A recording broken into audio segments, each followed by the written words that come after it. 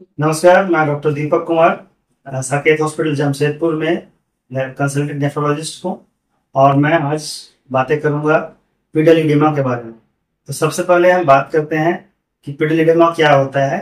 पिडल oedema यानी टखनों में सूजन। ये सिम्टम होता है बहुत सारी बीमारियों का, बहुत सारे ऑर्गेन्स के खराब होने का सिम्टम होता है ये।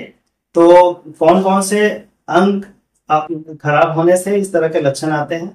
तो इसमें कई सारे अंग हैं, जैसे किडनी की बीमारी होने से, दिल की बीमारी होने से, लीवर खराब होने से, या मैल न्यूट्रिशन जिसमें प्रोटीन की मात्रा कम शरीर में हो जाती है, उसमें से पिडल एडिमा होता है। ये पिडल एडिमा जनरलाइज्ड होता है।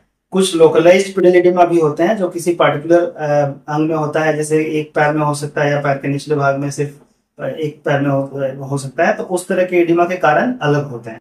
मैं जिस एडिमा की बात कर रहा हूँ वो जनरलाइज्ड एडिमा है। जनरलाइज्ड एडिमा के ये मुख्य कारण होते हैं, और भी कई कारण हो सकते हैं, जैसे नॉन पिटिंग एडिमा हाइपोथायराइडिज्म की वजह से भी होता है, जिसमें थायराइड हार्मोन की मात्रा शरीर में कम हो जाती है। इसके बाद हम बात करेंगे कि किडनी की बीमारी अगर हो, जैसे इसके बाद हम ये बात करेंगे कि अगर पेशेंट को हार्ट की बीमारी के से अगर पिडल एडिमा हो रहा है तो उसके लक्षण क्या होते हैं। उसके लक्षण जैसे दिल का धड़कन महसूस होना या बढ़ जाना, छाती में दर्द होना, सांस फूलना, ये सारे लक्षण भी पिडल एडिमा के साथ होते हैं।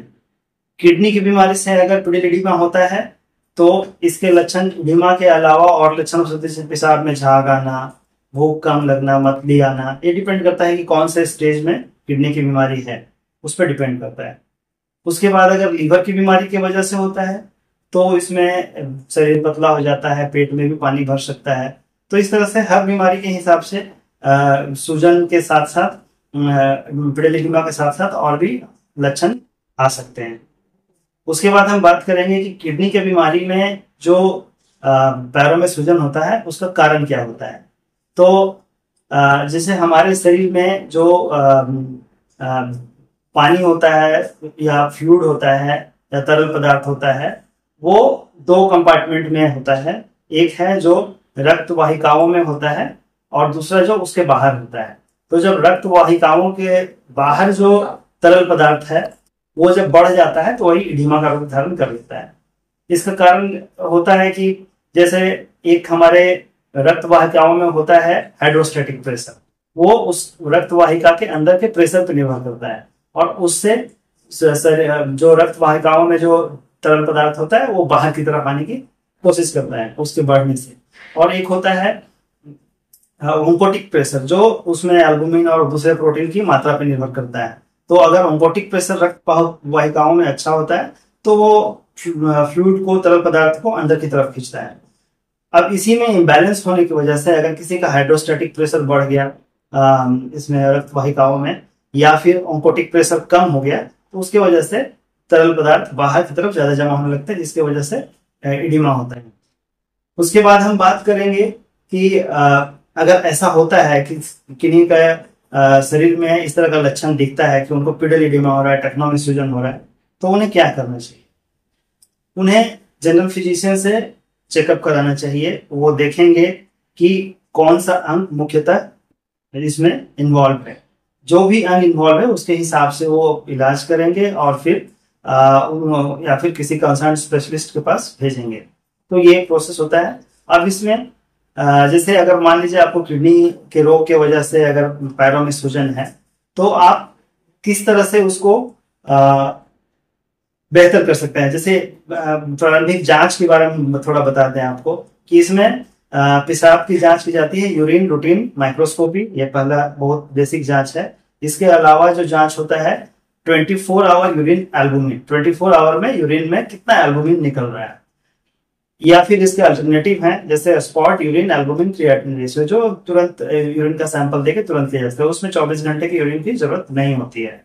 या फिर इसके और भी अल्टरनेटिव हैं, जैसे 24 आवर यूरिन प्रोटीन या फिर spot urine protein creatinine ratio. ये सारे अल्टरनेटिव्स हैं, लेकिन gold standard 24 hour urine protein excretion होता है। तो इससे हमें पता चल जाता है कि पेशाब में प्रोटीन की मात्रा अधिक है या कैसे, ठीक है। और इसके अलावा kidney function test ultrasound kidney का, ये सब सारे जांच करके कंप्लीट ब्लड काउंट, जिससे हमें हेमोग्लोबिन की मात्रा का पता चलता है, इन सब जांच से हमें पता चलता है कि किडनी में क्या प्रॉब्लम है जिसकी वजह से फिटल एडिमा हो रहा है। उसके बाद फिर हम बात करेंगे इसके निदान की। तो निदान में जैसे सबसे पहले हम जो नॉन फार्माकोलॉजिकल यानी कि दवा के अलावा जो उपचार है, दवा का उपचार तो है लेकिन उसके अलावा जो उपचार है उसके बारे में बात करेंगे। तो नॉन फार्माकोलॉजिकल जो ट्रीटमेंट है उसमें सबसे इंपॉर्टेंट है कि खाने में नमक की मात्रा कम करना, और अगर बहुत ज्यादा पेट्रोलियम है तो पानी की मात्रा भी कम करना पड़ सकता है। तो डेली जो आप नमक खाते हैं, जैसे हम लोग आमतौर पे बहुत नमकीन चीजें खाते हैं, वो सारी चीजें आपको बंद करनी पड़ेगी। और ऊपर से जो नमक लेते हैं बहुत सारी चीजों में हम लोग, जैसे खाने में या सलाद वगैरह में जो ऊपर से नमक लेते हैं वो सारा आपको बंद करना पड़ेगा, तो उससे आपका सूजन कम होगा। इसके अलावा पानी का मात्रा कम करना है। और इन सब मेजर्स के लेने के बाद अगर आपका फिटल एडिमा कम नहीं होता है तो फिर फार्माकोलॉजिकल ट्रीटमेंट है, यानी कि दवाओं से जो उपचार है उसमें कई तरह की दवाएं हैं, जैसे लूप डायरेटिक्स है, थायराइड डायरेटिक्स है, पोटेशियम स्पेरिंग डायरेटिक्स है। तो मुख्य तौर पे लूप डायरेटिक्स का इस्तेमाल करते हैं। और ये डिपेंड करता है कि किस तरह का सूजन है। जैसे बच्चों में भी सूजन होता है नेफ्रोटिक सिंड्रोम की वजह से, तो उसमें हम पोटेशियम स्पेरिंग डायरेटिक्स का काफी अच्छा इफेक्ट होता है, और उसमें मिक्स यूज करते हैं, लूप डायरेटिक्स और पोटेशियम स्पेरिंग डायरेटिक्स का इस्तेमाल करते हैं। पेशेंट का जीएफआर अगर बहुत अच्छा है तो थायराइड डायरेटिक्स भी अच्छे हैं। और तो इस तरह से अल्टीमेटली आपको डॉक्टर से, चाहे वो जनरल फिजिशियन या स्पेशलिस्ट है, उनसे दिखाकर वो जो एडवाइस करते हैं उसके बेसिस पे ही फार्माकोलॉजिकल ट्रीटमेंट प्लान करना पड़ता है, वो खुद से तो करना नहीं है उसको। और बाकी जो लक्षण है या बाकी जो बीमारी के और भी चीजों को इलाज करना है, वो समुचित इलाज तभी संभव है जब आप किसी भी कंसर्न स्पेशलिस्ट से या जनरल फिजिशियन से दिखाएंगे। धन्यवाद।